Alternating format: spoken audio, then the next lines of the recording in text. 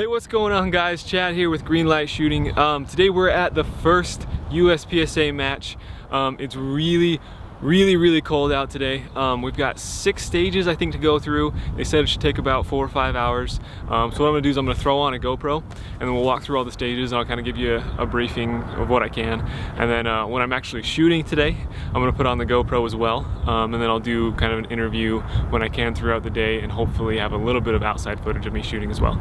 So you guys can get an idea of what the scene's like, what the surroundings are like, and how to prepare for your first match. So let's get into it. Thanks for watching, guys.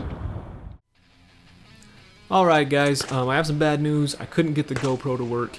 It's my fault, I was using a wrong SD card. But anyway, so I'm going to walk you through with some narration.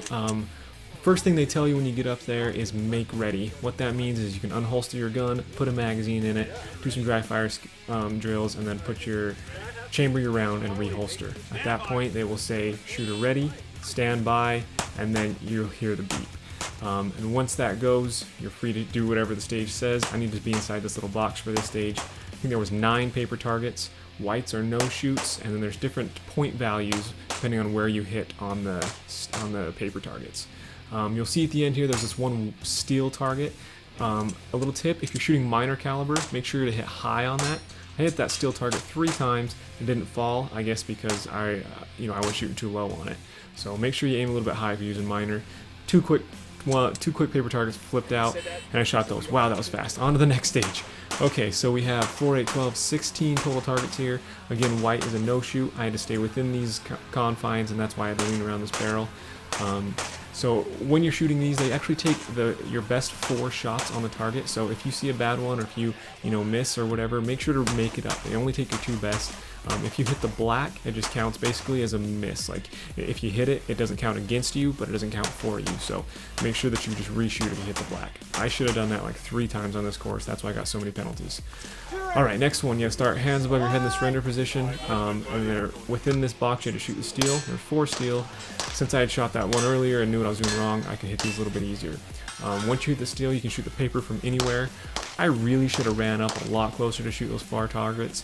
You can't see, but those far targets are probably a good 25 yards away. And I could have ran up and got a little bit easier shot on them. Because I didn't, I had a few misses in there. I had a few on the white, and that really hurts your score in the end. So, alright, on to the next one. We had to run back. There's a few targets in the back.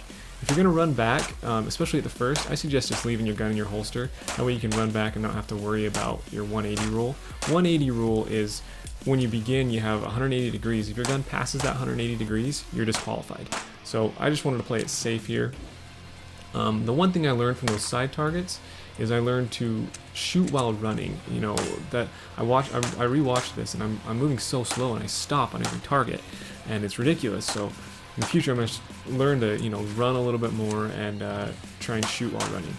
I had 2 big downfalls on this one. I missed the target completely. There was a target behind that other wall that I just didn't see.